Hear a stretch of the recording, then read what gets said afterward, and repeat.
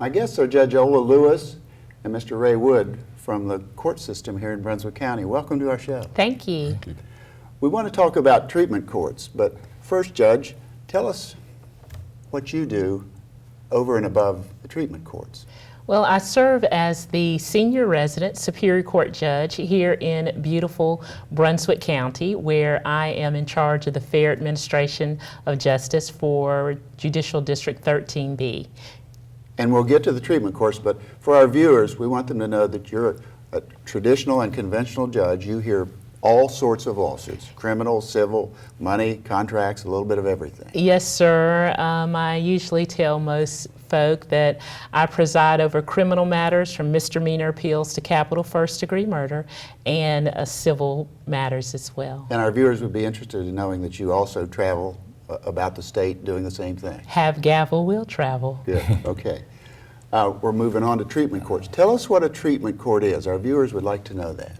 A therapeutic or treatment court is a non-adversarial, non-traditional court setting where we have a team of professional individuals who meet on a bi-monthly basis to go over an individual's treatment plan, their modality, and also to determine whether they are in compliance with the orders of the court regarding what they should be doing to become drug-free and live the way in which we would hope they would live. All right, let's break that down a little bit. These are individuals that have charges against them. They are post-conviction courts, so they are on probation. Okay. It's tough love, am I right? Yes, sir. Tell us about Absolutely. Well, it is often a more rigorous probationary period than what someone would normally serve. They are required to attend court every other week. We have highly trained probation officers who check on them in the middle of the day and in the middle of the night. We have a court officer as well as a team of treatment providers and coordinators. Ray Wood, along with several others in our office, serve as court coordinators to oversee their progress. Mr. Wood, you're one of those. I am. You keep track of the numerous individuals that you are in charge of. You counsel them. Yeah. You get information on whether they're complying with the rules of the game. And then on a periodic monthly or bi-monthly basis, you and the judge work with them in the courtroom. Is that correct? Right. As the judge mentioned, we staff prior to court on every individual on our cases. And you and the others are professionally trained counselors. Not all. Okay. Some are licensed counselors and some are registered counselors. Okay, I didn't know the difference. Yes. So we know they're very competent Yes. counselors. We have Dr. Minky, who is our PhD. Right. We have Glenda DeBose, who is a licensed therapist, and myself, who is a registered substance abuse counselor, and then we have Neil Batten, who is a registered within the criminal justice system as someone who can assess. Judge, I'm back to you. Because these individuals appear on a periodic basis in court, Yes. what's it like? What do you do with them once they appear? Well, we have a conversation. Our research shows that at least 2 or 3 minutes with an individual talking about what they have been doing in the period while we have been away, whether they are meeting with their therapists, going to community-based group meetings, working, and we're really all in their business. Right. Want to know what the home life is like, because it's very important to have support on so many levels, especially at home. Absolutely. What are some of the sanctions that you might impose in the event one is not in compliance? Well, we have graduated sanctions that we use for the program, starting with journaling to tell us what you do on a daily basis. We impose community service, and for those in serious violation, we might give a 3-day dip. Now, tell our viewers what a dip is. I know, but our viewers may not know. Yes, sir. A 3-day dip simply means some jail time. But along with the punishment, there is also a therapeutic approach. Because Sure. if someone is continuing to test positive, then we reassess the treatment to see if there's something we need to do differently there. And so it is really a group effort. It takes a village, and we employ those methods in order to make our program successful. Right. And Mr. Wood, recovery is not a simple, well, it's an end, but it's a process. It is a Speak to that process. for just a moment. That process is important, and the reason why we're here is to build awareness and help families understand that the support system that we provide for those people. And people do relapse. Oh, absolutely. I mean, that's Relapse part of the is process. a part of recovery. Right. It is. It's not something, not everyone does, but many do, and it is part of the process. So it's something that we understand will happen, but we want to encourage people to make better decisions, not always penalize them for addiction. Addiction is a very serious disease. And that's a key word. If you'd speak to that, it is a disease rather than a condition. It is absolutely being identified as a disease within the brain, and that it's stimulated by that particular substance. So we have to treat it as such. So again, we want to encourage people to make better decisions and better choices, but we mostly want to provide support to them as a treatment coordinator, as well as encourage them, as she said, to go into the community to be a part of AA, NA, and other support groups. So as they transition from us, that support is there, and they can be successful in their recovery. Brunswick County's a leader, right? I like to think so. Well, we are, because we have several treatment courts, and if you would, please list those or tell us a little bit about each one of those. Yes, sir, absolutely. We have our drug treatment court, which is our bedrock court, if you will, and all other courts are modeled after our drug treatment court program.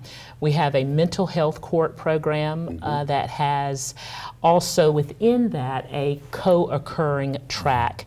We have a DWI therapeutic court program. We have a domestic violence therapeutic court program, and we have a sex offender court where we track those who are registered sex offenders in our community and make sure that they are in compliance with treatment. And Judge, most, if not all of these have been with us for quite some time, but I want to talk about a recent grant that you got, Yes, sir. which allows you to grow these courts, provide more treatment, and provide more success for these individuals. Yes, sir. Talk And about that. If it's $900,000+. yes, sir, absolutely. Dr. Carrie Menke serves as our mental health court coordinator. She is the genius behind the grants that we have received. She has written over $1.5 million worth of grants, and here recently we received a grant from the federal government in the amount of $975,000 for a 3-year period. This grant allowed us to hire additional personnel, to expand the court, to pay for treatment, and it even provides for transportation. As we know, Brunswick County is over 900 square miles, and transportation seems to be a great concern, especially with the courthouse in the middle of the county in Brunswick, and we have in Bolivia, and we have people coming from Calabash, Southport, Leland, who do not have transportation. For either of you, let's talk about some of the challenges that these individuals face. Because you just mentioned transportation sounds simple to so many of us, but it's Sure. very difficult for a number of these people just to get to the courthouse. Yes, sir. I'll let Ray speak to that as he has And reviewed that other background. related Yes. matters. One of the key components of my job is case management. And what we do is a needs assessment. What needs do they have within the community? It could be food, could be shelter. Sure, Some people of have course. transitional housing issues. Other individuals have transportation issues. Other individuals have problems with childcare. So our job is to assess that and provide as many resources as we can to help them with that. So work here again as an additional support to link them to those type of services. Right.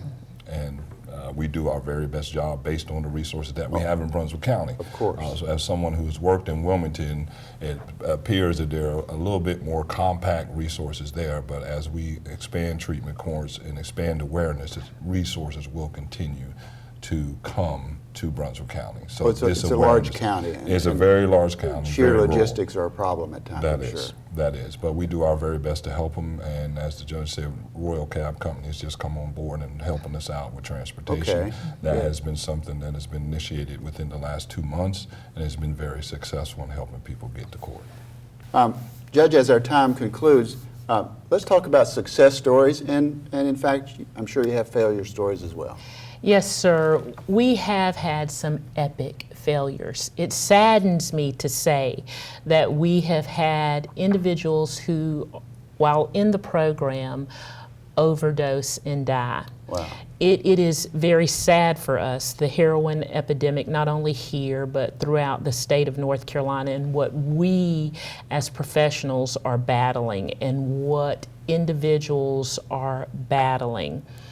And so from each one of those epic failures, we take away what we can to learn what we can do better Right. for our participants. Right. We are mandated under the grant to allow medical assistance in therapy, and those treatments include methadone, Vivitrol, Suboxone, Subutex. and we allow those therapies in our court. And studies show that at about the 90-day clean mark, which, by the way, is where we lost both of the individuals that I'm talking about, if there is medicated assistance, they tend to do better. And so we are making that available. But I want our viewers to know of the success stories as well. I don't Yes, want to sir. leave on a sour note. Absolutely, absolutely. Tell us about those very quickly. We have great success stories. We have individuals who are homeowners, who own their own businesses, who come back to the courts to volunteer their time and talk about their stories. We have one who's going to help us with the alumni program and is Wonderful. there in court every drug court night. And so we even have an individual who had separated from his family and was divorced, and they remarried while he was in the program. So we do have lots of success stories, and we hope to continue to be And successful. that's how we succeed, one person at a time. Absolutely. Judge Lewis and Mr. Wood, thank you for being with us. It's Thank a great you. story that you have. Thank you, sir. Thank you, sir.